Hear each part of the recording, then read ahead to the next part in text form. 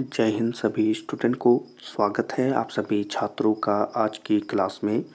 बच्चों, आज की क्लास में हम क्लास 10th के आपदा प्रबंधन जो आपके सोशल साइंस का ही एक विषय है, इसके वीवीआई ऑब्जेक्टिव क्वेश्चंस को याद करेंगे जो आप सभी बच्चों के मैट्रिक परीक्षा 2025 के लिए बहुत ही महत्वपूर्ण है। बच्चों, क्लास में पढ़ाए गए यह प्रत्येक क्वेश्चन एक एक प्रश्न बहुत ही इम्पोर्टेंट है। तो अगर आपके भी क्लास 10th में आपदा प्रबंधन या सोशल साइंस विषय है तो सभी छात्र क्लास को अच्छे से देखिएगा और एक एक प्रश्न को याद कर लीजिएगा। चलिए बच्चों, जल्दी से आज की क्लास को लाइक करके चैनल को सब्सक्राइब कर लीजिए। क्लास को शुरू करते हैं। क्वेश्चन है बच्चों, महासागर के तली पर होने वाले कंपन को किस नाम से जाना जाता है। वीवीआई क्वेश्चन है। इस प्रश्न का आंसर अगर बच्चों पता है तो जल्दी से बताएंगे। प्रश्न है बच्चों कि महासागर की तली पर होने वाले कंपन को किस नाम से जाना जाता है। तो इस प्रश्न का आंसर होगा बच्चों कि इसे सुनामी के नाम से जाना जाता है। ठीक है, तो सही बच्चे याद रखेंगे, आंसर होगा बच्चों सुनामी। अगले क्वेश्चन को यहाँ पर देखेंगे। 26 दिसंबर 2004 को विश्व के किस हिस्से में भयंकर सुनामी आया था। ठीक है, तो बहुत ही अच्छा क्वेश्चन है और परीक्षा में आने वाला प्रश्न है बच्चों। तो इस प्रश्न का आंसर जल्दी से बताएंगे बच्चों कि 26 दिसंबर 2004 को विश्व के किस हिस्से में भयंकर सुनामी आई थी। तो इस प्रश्न का जो आंसर होगा बच्चों वो होगा बंगाल की खाड़ी। ठीक है, तो क्या होगा आपका आंसर? आपका आंसर होगा बच्चों बंगाल की खाड़ी। चलिए अगले क्वेश्चन को यहाँ पर देख लेते हैं। अगला क्वेश्चन है बच्चों, भूकंप से पृथ्वी की सतह पर पहुँचने वाली सबसे पहली तरंग को किस नाम से जाना जाता है। वीवीआई क्वेश्चन है। तो इस प्रश्न का आंसर जरूर बताइएगा बच्चों कि भूकंप से पृथ्वी की सतह पर पहुंचने वाली सबसे पहली तरंग को किस नाम से जाना जाता है। तो इस प्रश्न का जो आंसर होगा बच्चों वो होगा पी तरंग। ठीक है, तो सही बच्चे इस आंसर को याद रखिएगा, महत्वपूर्ण प्रश्न है। अगले क्वेश्चन को यहाँ पर देखेंगे। क्वेश्चन है, भूकंप केंद्र के ऊर्ध्वाधर पृथ्वी पर स्थित केंद्र को क्या कहा जाता है।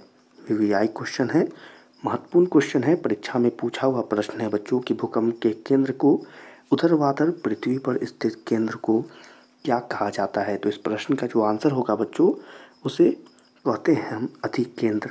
ठीक है, तो सही बच्चे याद रखेंगे, आंसर होगा अधिक केंद्र। चलिए अगले क्वेश्चन को यहाँ पर देख लेते हैं। प्रश्न है, भूकंप अथवा सुनामी से बचाव का इनमें से कौन सा तरीका सही नहीं है। ठीक है, तो ये तो आसान क्वेश्चन है, आप एक एक आंसर को पढ़ेंगे और आपको आंसर पता चल जाएगा कि भूकंप अथवा सुनामी से बचाव का इनमें से कौन सा तरीका सही नहीं है। तो इस प्रश्न का आंसर क्या होगा? इस प्रश्न का आंसर यहाँ पर होगा बच्चों भगवान भरोसे बैठे रहना। ठीक है, तो ये थोड़ा अच्छा प्रश्न है, सही बच्चों को याद भी हो जाएगा। भगवान भरोसे बैठे रहना, यह इस क्वेश्चन का आंसर होगा। ठीक है, तो इससे क्या पता चलता है कि यह तरीका सही नहीं है बच्चों, यानी कि सही तरीका क्या है? भूकंप के पूर्वानुमान को गंभीरता से लेना, भूकंप विरोधी भवनों का निर्माण करना और गैर सरकारी संगठनों द्वारा राहत कार्य हेतु तैयार रहना, ये सब सही तरीका होगा। ठीक है, चलिए अगले क्वेश्चन को यहाँ पर देखेंगे। क्वेश्चन है, भूतल के नीचे का वह स्थल जहाँ भूकंप का जन्म होता है क्या कहा जाता है। ठीक है, तो वीवीआई क्वेश्चन है, जल्दी से आंसर बताएंगे कि भूपतल के नीचे का वह स्थल जहाँ भूकंप का जन्म होता है, यानी भूकंप जहाँ से पैदा होता है उसे क्या कहा जाता है। तो इस प्रश्न का जो आंसर होगा बच्चों ये होगा भूकंप केंद्र। ठीक है, तो आप सुनते भी हैं न्यूज़ में, इसे ही कहते हैं भूकंप केंद्र, यानी जहाँ भूकंप का जन्म हुआ। चलिए अगले क्वेश्चन को यहाँ पर देखेंगे। क्वेश्चन है, किस देश को भूकंपों का एवं ज्वालामुखियों का देश कहा जाता है। अच्छा क्वेश्चन है और आसान प्रश्न है, जल्दी से इस प्रश्न का आंसर बताएंगे। किस देश को भूकंपों एवं ज्वालामुखियों का देश कहा जाता है। इस प्रश्न का आंसर होगा बच्चों जापान। ठीक है, तो सही बच्चे याद रखेंगे, इस प्रश्न का आंसर होगा जापान। चलिए अगले क्वेश्चन को यहीं पर देख लेते हैं। इनमें से कौन सा भूकंपीय तरंग नहीं है। ठीक है, तो अगर किसी बच्चों को सभी तरंगों के बारे में पता है तो वो जल्दी से इस प्रश्न का आंसर बताएंगे कि निम्नलिखित में से कौन सा भूकंपीय तरंग नहीं है यहाँ पर। तो आपका आंसर होगा बच्चों ओ। ठीक है, यानी कि पी, एल और एस ये सब तरंग है, पर ओ जो है ये भूकंपीय तरंग के अंतर्गत नहीं आता है। ठीक है, तो याद रखिएगा चलिए अगले क्वेश्चन को यहाँ पर देख लेते हैं। अगला क्वेश्चन है बच्चों, भारत को कितने भूकंपीय क्षेत्र में बांटा गया है।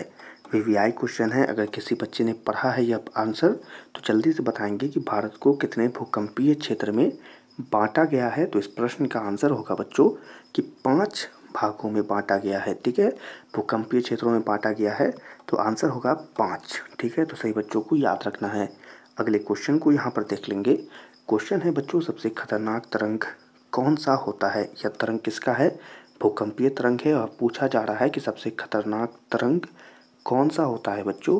तो इस प्रश्न का आंसर होगा एल तरंग। ठीक है, तो याद रखना है सभी बच्चों को, क्या होगा, इस प्रश्न का आंसर हो जाएगा एल। अगले क्वेश्चन को देखेंगे। निम्न में कौन भूकंप का सर्वाधिक संवेदनशील नगर है। ठीक है, तो चलिए जल्दी से बताएंगे कि निम्न में कौन भूकंप का सर्वाधिक संवेदनशील नगर है। तो आपका आंसर होना चाहिए बच्चों देहरादून। ठीक है, क्या होगा आंसर, आंसर होगा बच्चों कि देहरादून वह नगर है जहाँ सर्वाधिक संवेदनशील भूकंप, उसे हम कहते हैं देहरादून। अगले क्वेश्चन को यहाँ पर देख लेंगे। क्वेश्चन है बच्चों, गुजरात का कच्छ प्रदेश किस भूकंपीय पेटी में है।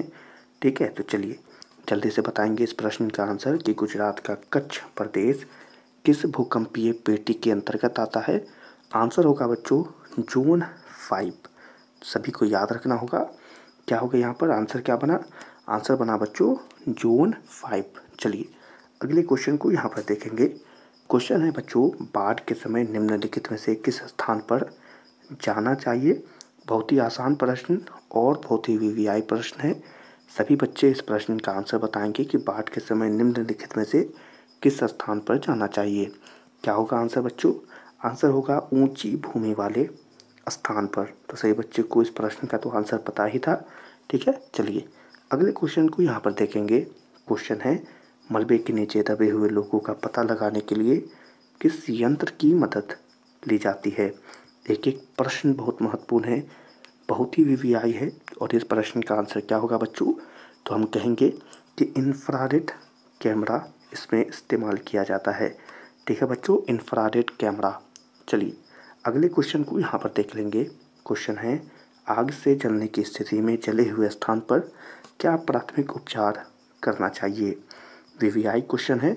चलिए जल्दी से इस प्रश्न का आंसर बताएंगे कि आग से जलने की स्थिति में जले हुए स्थान पर क्या प्राथमिक उपचार करना चाहिए। क्या होगा इस प्रश्न का आंसर बच्चों, तो यहाँ पर होगा ठंडा पानी डालना चाहिए। ठीक है, क्या होगा आंसर, होगा ठंडा पानी डालना चाहिए। चलिए अगले क्वेश्चन को यहाँ पर देखेंगे। क्वेश्चन है, बस्ती या मकान में आग लगने की स्थिति में क्या करना चाहिए। वीवीआई क्वेश्चन है, तो सही बच्चे बताएंगे, बहुत ही अच्छा प्रश्न है। चलिए जल्दी से बताएंगे कि बस्ती या मकान में आग लगने की स्थिति में क्या करना चाहिए। तो प्रश्न का आंसर होगा बच्चों अग्निशामक यंत्र को बुलाना, यह इस प्रश्न का आंसर होगा और बहुत ही अच्छा प्रश्न है। चलिए अगले क्वेश्चन को यहाँ पर देखेंगे। क्वेश्चन है, सुनामी किस स्थान पर आता है। बहुत ही आसान क्वेश्चन, बहुत ही वीवीआई क्वेश्चन।